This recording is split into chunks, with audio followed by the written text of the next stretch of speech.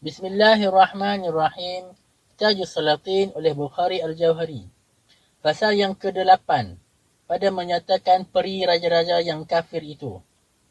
Ketahui olehmu bahawa segala cerita telah lalu katanya itu daripada raja yang Islam dan adil, yang mengenal Allah Ta'ala dan mengerjakan adil kerana Tuhannya itu. Maka sekarang dengar oleh kamu daripada segala raja-raja yang kafir dan adil, betapa ia mengerjakan pekerjaan kerajaan dan betapa ia memeliharakan rakyat dan betapa ia menjadikan makmur segala negeri dan betapa ia berbuat adil dan insaf dan betapa ia ingat akan kebajikan kerajaan itu dalam pada itu yang tiada pada mereka itu mengenal Tuhannya.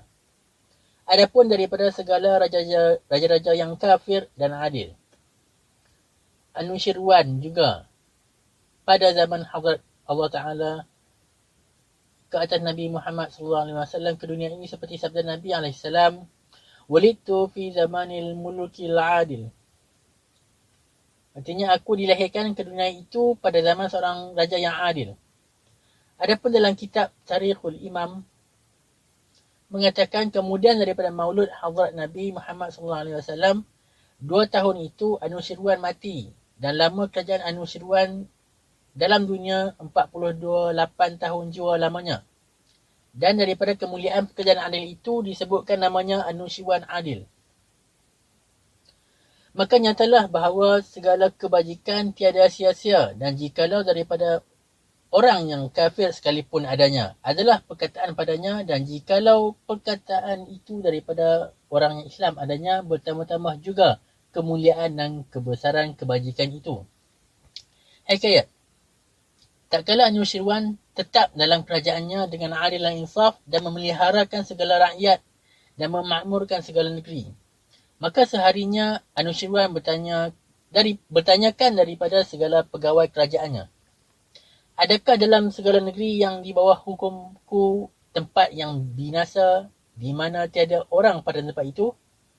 Maka sembah segala menteri, kami tiada tahu dan tiada mendengar tempat yang tiada makmur pada zaman kerajaan Shah Alam ini. Maka diamlah Anushirwan. Kemudian daripada itu, beberapa hari tiada keluar daripada rumahnya dan dipanggil seorang hakim namanya Buza Jamhur Hakim. Maka dalam khalwat, Anushirwan bertanyakan daripada hakim itu sambil sabdanya, aku menghendak bahawa nyata padaku dengan sungguh-sungguh, kalau-kalau sekalian negeri yang ada di bawah hukum kuasaku, makmurkah atau belum makmur? Betapa kebenaran itu? Maka hakim itu bersembah, Ya Shah Alam, mudah jua kenyataan itu. Maka Anushirwan berkata, betapa kenyataan itu? Maka kata hakim, hendaklah Shah Alam jangan keluar dari istana supaya berlaku kehendak Shah Alam dengan hukumat kami. Maka keluar hakim itu pergi pada tempat sekalian manusia ada berhimpun, hendak menghadap Raja Anushirwan. Maka hakim itu berkata, hai segala menteri dan hulu balang dan lain daripada itu yang ada hadir sekalian, ketahui oleh kamu bahawa Shah Alam sakit daripada penyakitan dan ubat penyakit itu tiada dalam kitab hukumat ubat itu. Hendaklah cari oleh kamu sekalian tanah dari tempat yang binasa dan tiada barang seorang duduk pada tempat itu supaya segera aku menyembuhkan penyakit Shah Alam dengan ubat ini. Jika barang siapa yang setia dengan Shah Alam, hendaklah ia mengerjakan kebaktian itu pada masa ini dan mencari ubat demikian itu dengan segera. Setelah hakim itu berkata demikian, maka segala orang yang datang menghadap raja pulanglah ia dengan segera dan pada ketika itu juga menyuruhkan beberapa orang pergi ke sekalian negeri dan kampung mencari tanah daripada tempat yang binasa. Tetapi tiada diperoleh mereka itu segala tanah daripada segala tempat yang binasa. Tapi tiada diperoleh mereka itu segala-segala tanah yang demikian pada tempat kerajaan itu, melainkan suatu rumah sudah roboh juga pada antara satu negeri yang besar. Maka orang pun bertanyakan daripada penghulu negeri itu peri kebinasaan rumah itu. Katanya, pada zaman ini ada seorang dagang datang daripada negeri An dan ia diam pada rumah ini. Maka ia mati dan banyak hartanya tinggal daripadanya dan seorang pun tiada datang daripada anak cucunya dan keluarganya. Maka kami ikat pintu rumah itu dengan bata dan kapur, diperbuat teguh-teguh dan menantikan hingga datang warisnya akan mengambil hartanya itu. Dari selamanya seorang pun tiada dapat pergi dekat rumah itu oleh kerana ada harta orang lain di dalamnya. Maka tiada diperbaiki rumah yang sudah roboh itu. Inilah sebab kebinasaan rumah itu. Maka orang yang mencari tanah itu pun mengambil tanah di bawah rumah itu, lalu dibawanya ke Anushirwan. Maka diceritakannya lah seperti yang diriwayat itu. Setelah Raja Anushirwan mendengar khabar ini, maka Anushirwan pun keluarlah, duduk di atas takhta kerajaannya dan orang banyak pun datang menghadap. Maka titah Anushirwan, hai segala orang yang hadir, ketahui oleh kamu bahawa sakitku daripada selamanya, daripada cinta itulah. Kalau ada tempat yang binasa dalam segala kerajaanku. Apabila nyata bahawa tiadalah dalam sekalian kerajaanku satu tempat yang binasa, hanya makmurlah sekalian yang di bawah hukumku. Maka hilanglah segala sakit hatiku dan sembuhlah penyakit tubuhku. Oleh kerana sempurnalah kerajaanku dengan kurnia Tuhan yang menganugerahi kerajaan padaku. Hikayat. Pada zaman Anushirwan, ada seorang yang menjualkan kampungnya kepada seorang yang lain. Maka orang yang membeli kampung itu, tak kala diperbaiki kampung itu, maka didapatlah di dalam tanah itu beberapa tempayan emas daripada dahulu kala ditanamkan orang di sana. Maka orang yang mendapat emas itu pergi mendapatkan orang yang berjual kampung itu. Maka dikatakannya khabar itu. Maka kata orang yang menjual itu, emas itu bukan hartaku kerana aku bukan bertanam emas itu dan aku jual kampung padamu bahawa itu untuk engkau lah dan barang yang ada dalam kampung itu engkau lah empunya. Maka kata yang mendapat, yang ku beli itu hanya kampung daripadamu sahaja, bukan emas tu ku beli. Apakah emas itu punya engkau jual? Maka keduanya pun tiadalah mahu menerima emas itu dengan berbantah-bantahan antaranya. Maka pergilah keduanya kepada Anushirwan. Maka dipersembahkannya akan hal itu dan katanya, emas ini bukan kami tanam, akan harta ini Shah Alam juga mengambil dia. Maka harus raja terima emas itu dan taruh dalam perbendaharannya.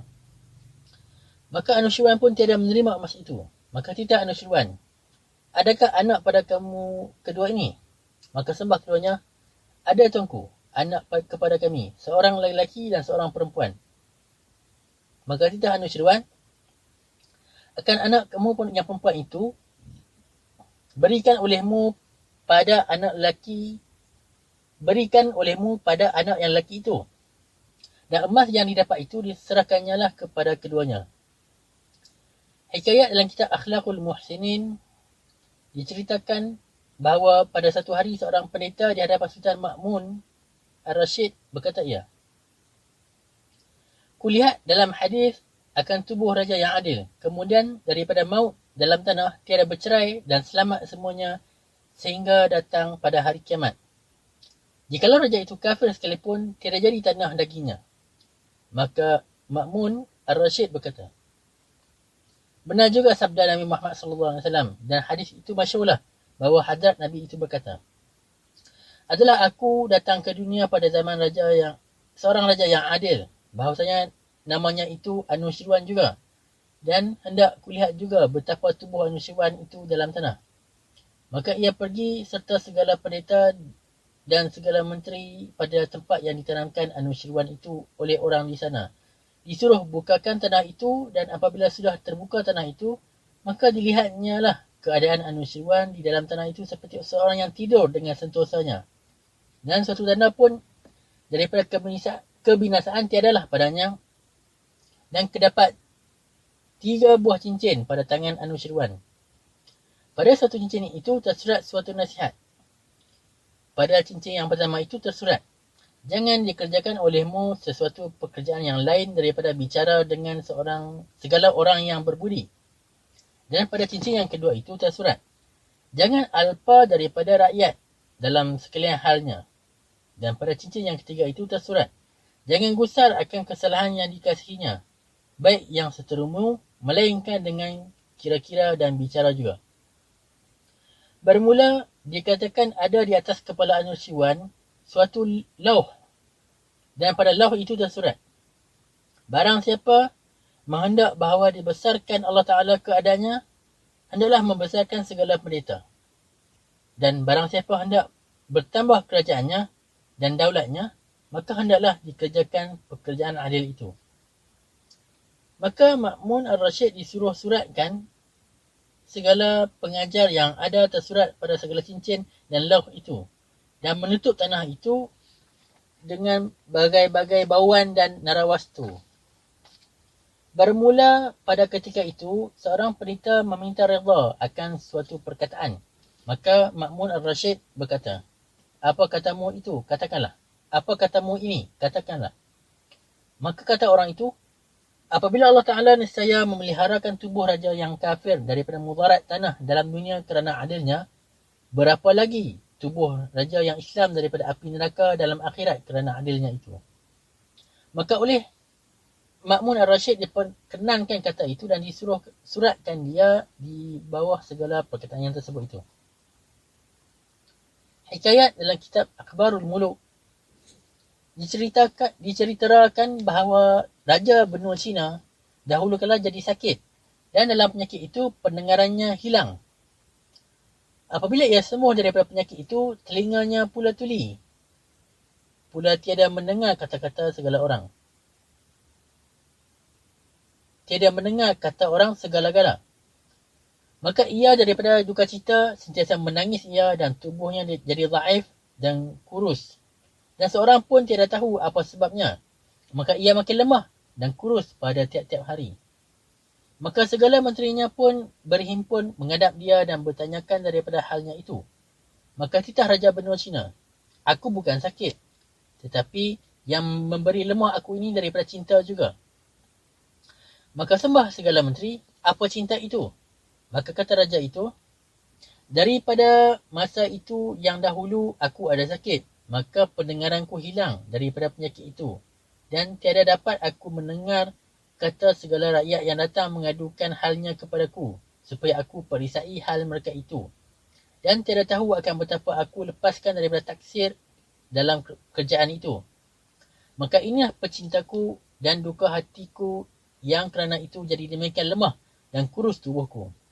Maka segala menteri berdatang sembah. Jika telinga Shah Alam tiada mendengar, maka telinga segala menteri akan ganti telinga Shah Alam juga. Dan barang perkataan segala rakyat akan ehwalnya itu, kami dapat sampaikan kepada raja juga. Maka sebab apa jua teramat cinta yang jadi dhaif tubuh Shah Alam demikian ini? Maka kata Raja benua Cina, pada hari kiamat, ehwal segala rakyat itu kepada aku juga ditanyakan, bukan kepada segala menteri. Maka harus aku sendiri mendengar kata mereka itu dan memeriksa kesukaran dan kedukaannya semuanya pada tiap-tiap hari. Kelak, tetaplah hatiku supaya rianglah keberatan kerajaan padaku jika dapat aku ada dengan sentosa. Maka segala menteri pun diamlah, tiada dapat berkata-kata lagi. Kemudian dari itu, maka kata Raja Cina, hai segala menteri, jikalau telingaku tiada mendengar, bahawa mata aku melihat juga, maka beritahu pada sekalian negeri berseru-seru, mengatakan barang siapa ada kesukaran, hendaklah ia memakai pakaian merah dan disuratkan halnya. Maka datanglah di hadapanku supaya aku lihat dan memeriksa halnya.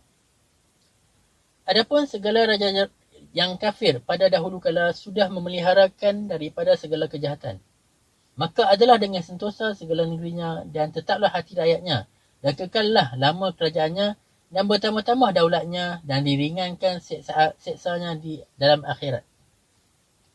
Adapun dalam kitab Fadilatul Adat adalah dikatakan ada suatu tempat pada antara syurga dan neraka, A'raf namanya. Maka daripada kesukaan syurga pun ada di sana, dan daripada kedukaan neraka pun ada di sana. Maka segala raja-raja yang kafir dan adil, di sana juga tempatnya pada hari kiamat.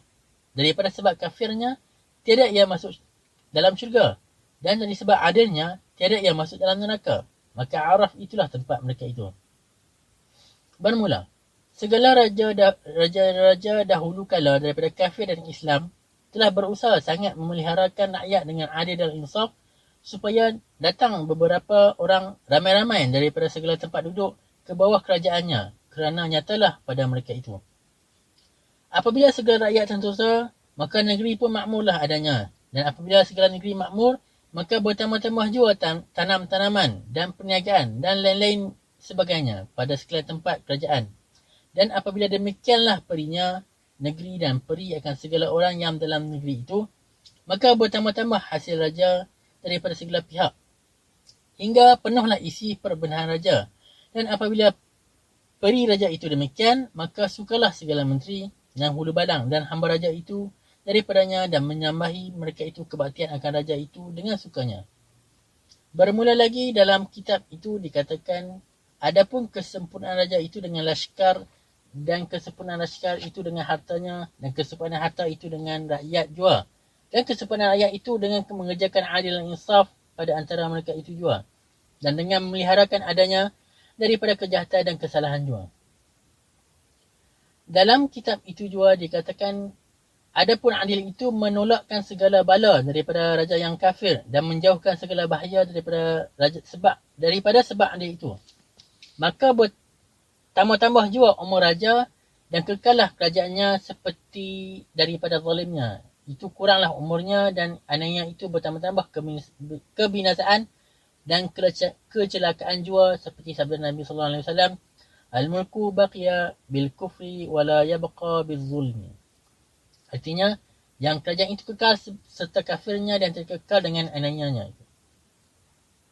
Adapun dalam kitab tarikh, dikatakan dahulu daripada zaman Nabi Muhammad sallallahu alaihi wasallam 4000 tahun kerajaan di dunia ini adalah pada satu kaum Yamung namanya, dan api berhalanya 4000 tahun kekal mengerjakan kerajaan anak cucu segala kafir daripada adil mereka itu. Kekallah kerajaan dan kesukaan mereka itu. Adapun anaknya itu, tiada dia pegangkan segala raja dalam agamanya, dan pada zaman mereka itu, sekalian adil dan makmur dan penuh daripada manusia seperti buah delima penuh daripada isinya itu. Dan pada zaman itu, kebinasaan seorang itu pun tiada terdengar sekali-kali daripada sebab adil dan insaf raja-raja pada antara segala hamba Allah. Hak subhanahu wa ta'ala, berfirman Allah subhanahu wa ta'ala akan Nabi Daud alaihissalam, Ya Daud, katakan pada segala kaum bahawa jangan dikata jahat akan segala raja-raja ajam, dan seorang pun jangan memaki mereka itu, kerana mereka itu beberapa tahun diperhiasinya dunia ini dengan adil dan insaf, dan memeliharakan segala manusia dengan sentosanya, yang pada zaman mereka itu bertambah kesukaan dengan nikmat dan daulat dan segala kebajikan, dan segala peri mereka itu daripada segala cerita mereka itu nyatalah. Adapun jika seorang bertanyakan betapa peri dan kerja kerajaan segala raja-raja Yamung namanya dan apa berhalanya, bahawa 4000 tahun mengerjakan kerajaan itu dengan sentosanya, betapa perinya dan peri yang benar itu. Maka kamu ceritakan dalam kerajaan ini dengan rajanya yang sempurna, supaya nyata setengah peri mereka itu yang adil dan bijaksana. Adapun dalam kitab Tawarikhul Imam, dikata bahawa kemudian daripada kerajaan Adam, Kiamut itu anak Adam alaihissalam jadi raja dan mengerjakan pekerjaan kerajaan itu dengan peri dan pesan Adam jua.